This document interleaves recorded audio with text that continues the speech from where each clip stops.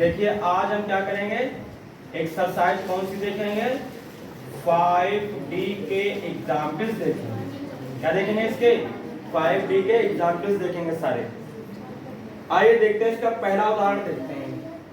पहला first number उदाहरण देखिए बहुत अच्छी तरीके से, कुछ भी नहीं जो पढ़ चुके हैं वही सब है। कह रहा है श्रेणी 54, 51, 48, डैश डैश के कितने पद लिए जाएं कि योगफल 513 हो। दो उत्तर क्यों आते हैं ये भी बताना है, ठीक है। पहली बात तो आपको क्या है, कह रहा है योगफल कितना है 513। आपको एसएन दिया है कितना 513 दिया है, तो एन का मान निकालना है, पदों की संख्या, कितने पदों का योगफल है ना। तो निकाल सकते हैं। एसएन बराबर क्या फॉर्मूला होता है, चलो पहले लिख लेते हैं। देखिए पहला पद ए यहाँ कितना दिया हमको 54 दिया हुआ है। डी देखो कितना दिया 51 माइनस 54, तो माइनस से कितना जाएगा 3। एसएन का फार्मूला डाल दें तो एसएन बराबर कितना n/2 bracket 2a plus n-1 into D. SN का मान यहाँ कितना दिया हमको 513 रख दिया।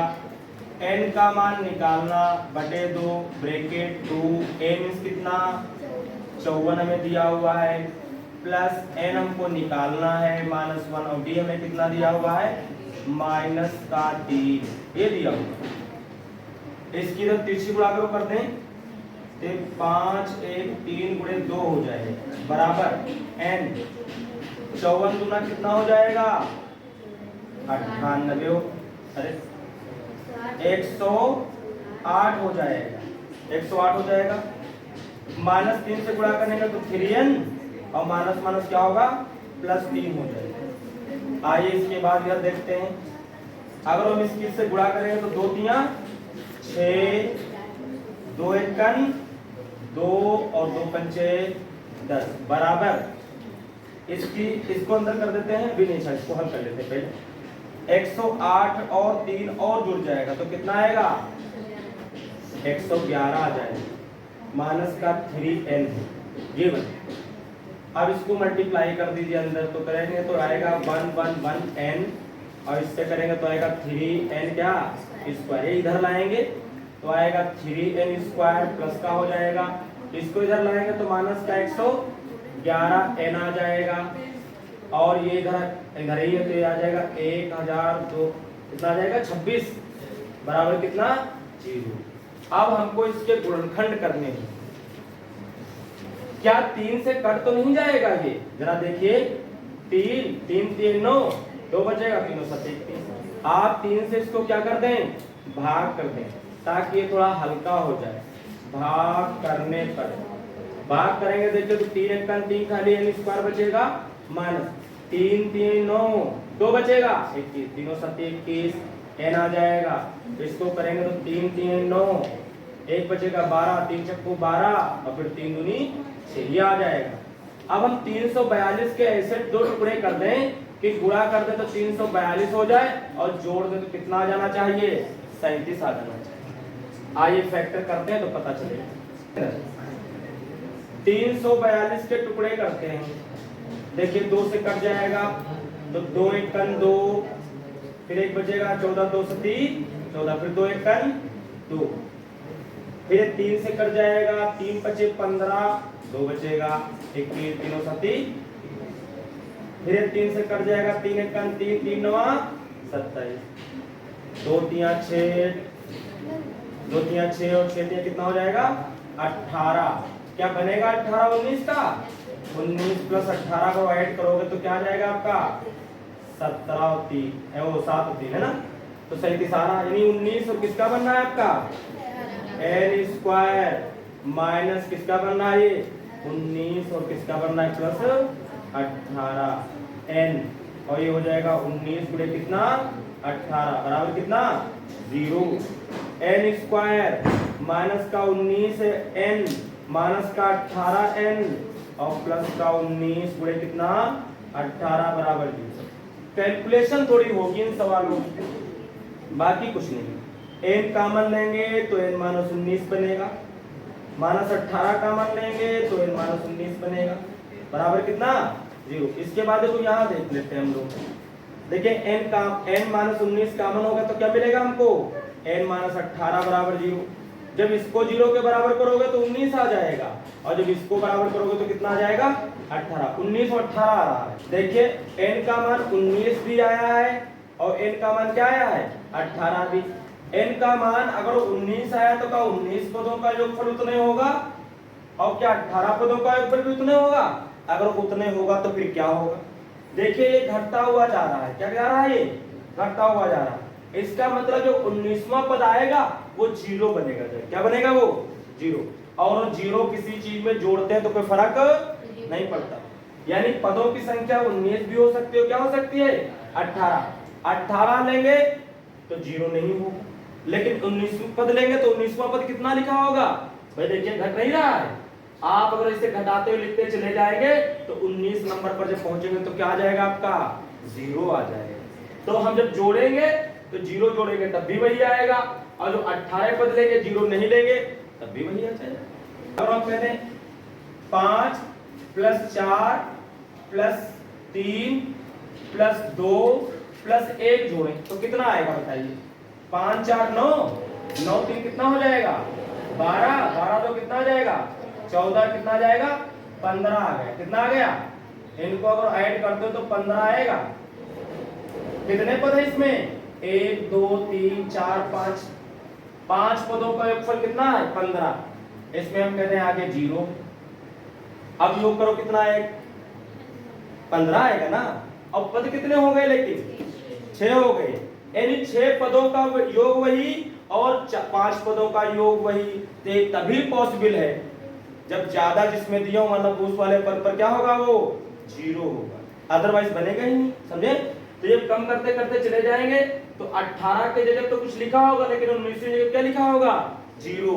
तो 19 पदों का योगफल निकालेंगे तब भी वही आएगा, 18 पदों का योगफल निकालेंगे तब भी वही आएगा। तो अगर 19 पद लेंगे तो 19 पद की जगह 0 आएगा, और 18 पद लेंगे तो 0 नहीं आएगा। ये होगा, दोनों आंसर पॉसिबल है, हो सकता है।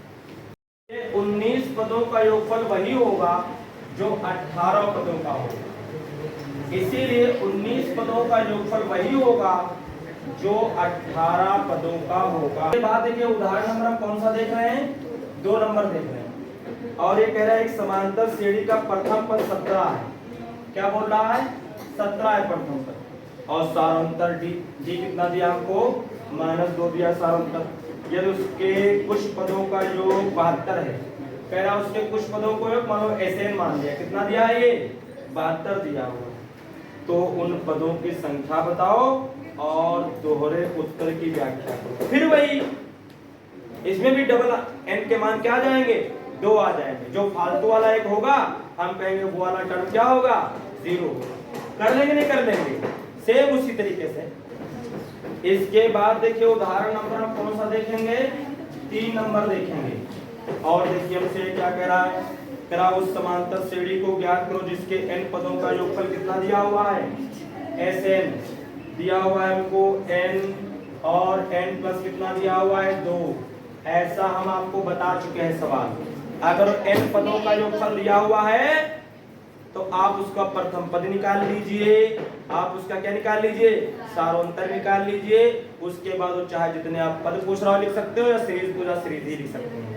अगर इसमें हम n का मान 1 डाल देंगे तो हमको प्रथम पद ही मिल जाता है। हमने बताया था कि एक पद का योग तो वही रहेगा जो पहला लिखा होगा, समझने की कोशिश करिए। इसमें n का मान 1 डालेंगे, यानी फर्स्ट टर्म ले रहे हैं, तो फर्स्ट टर्म का जो सम होगा वो पहला ही तो पद होगा। इसका मतलब है क्या हो जाएगा 1 + 2, तो S1 बराबर आ जाएगा 2 1 3, और कितना हो जाएगा गुणा करेंगे 3 ही रहेगा।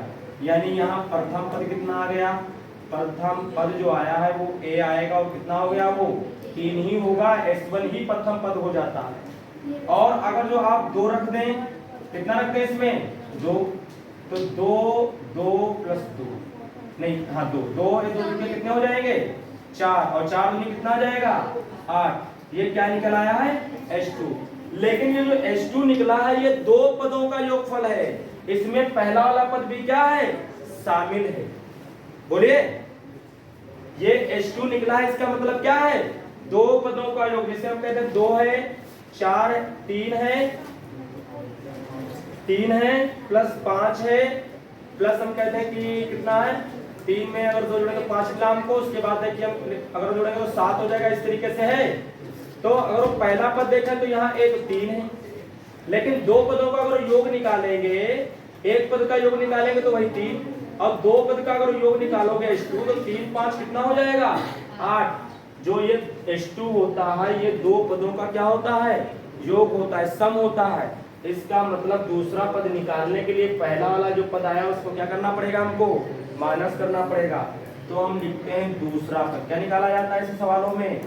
दूसरा पद। ये सार्वंतर कतई नहीं निकल रहा है, ये क्या निकल रहा है? दूसरा पद। और दूसरा पद निकाला जाता है H2 में से H1 माइनस करके। H2 कितना आया है? 8 और माइनस H1 कितना आया है आपका? 3। तो कितना आएगा? 5। देखिए अब दूसरा पद आया, नहीं आया दूसरा पद? तो इसके हिसाब से देखो, ये दूसरा पद आ गया तो सार्वंतर क्या हमको मिल जाएगा? दूसरा पद माइनस प्रथम पद कर देंगे। तो दूसरा पद कितना हमारे पास आया अभी? अभी देखिए 5 आया है, माइनस पहला पद कितना आया था? 3। तो सार्वंतर कितना आ जाएगा? 2। यानी D का मान क्या आ गया है? 2। अब ये जो चीज पूछे पूछ ले। हमसे पूछ रहा है श्रेणी बताइए। क्या बताइए? वो अभी बनी थी वही आएगी। श्रेणी होती है क्या? A plus A comma A plus D comma A plus कितना? 2D। चाहे तो इनको जोड़ के चाहेंगे प्लस A प्लस कितना? 2D plus dash dash dash. नहीं आएगा? और चाहे हम डायरेक्ट लिख देते 3, फिर 2 जोड़ते 5, फिर 2 जोड़ते 7, फिर 2 जोड़ते कितना? 9। इसी तरीके से आता चला जाता। आप पूरा चाहे लिख ले। देखो A का मान 3 प्लस 2, 3 प्लस 2 गुणे 2 प्लस डैश डैश। तो 3 प्लस 3 2 कितना हो जाएगा? 5। एक प्लस है, 3 नीचे 2 2 गुना 4 3 कितना? 7 प्लस डैश। और यही हमसे पूछ रहा था, हमने एक ही पूछ रहा था।